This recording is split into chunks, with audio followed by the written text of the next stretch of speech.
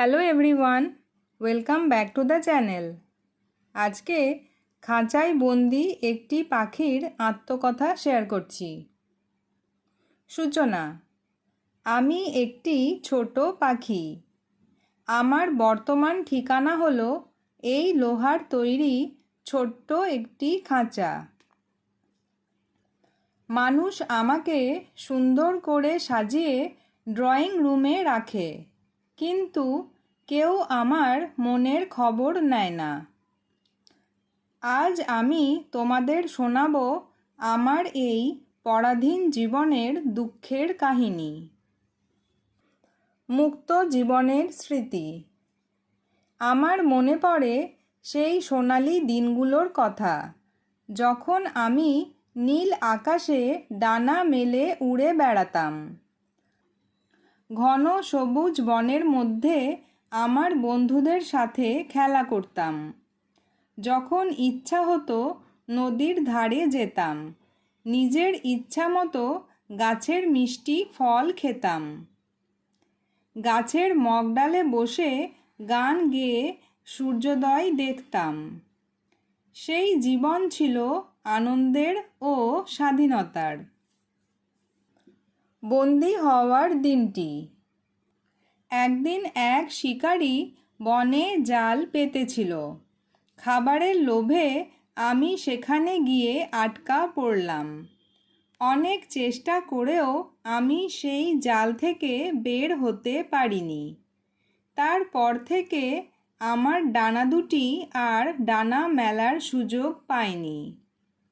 এক বাজার থেকে অন্য বাজারে ঘুরে শেষ পর্যন্ত এই খাঁচাটুকুই আমার পৃথিবী হয়ে গেল। খাঁচার জীবন। এখন আমার চারপাশটা লোহার শিকের ঘেরাটোপে বন্দি। এখানে আমি ডানা ঝাপটাতে পারি না, কারণ খাঁচাটা বড়ই ছোট।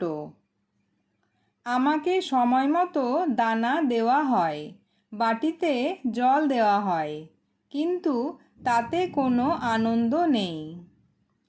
আকাশের সেই নীল রঙের বদলে এখন আমি শুধু ঘরের দেওয়াল আর ছাদ দেখতে পাই। মানুষের ব্যবহার। বাড়ির মালিক মাঝে মধ্যে আমার সাথে কথা বলেন, শিস দেন।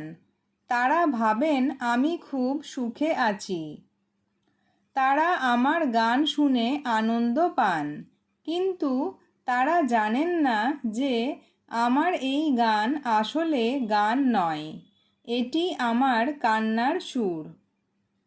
মানুষ যখন আমাকে দেখে হাততালি দেয়, তখন আমার খুব কষ্ট হয়, কারণ তারা আমার বন্দিত্বকে উপভোগ করে।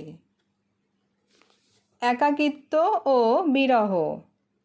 মাঝে মধ্যে জানালার পাশে যখন অন্য কোনো পাখিকে উড়ে যেতে দেখি, তখন আমার খুব কান্না পায়। আমি ডাক দিয়ে তাদের বলি, ভাই আমাকেও সাথে নিয়ে চল। কিন্তু কেউ আমার লোহার দেওয়াল ভেঙে দিতে পারে না।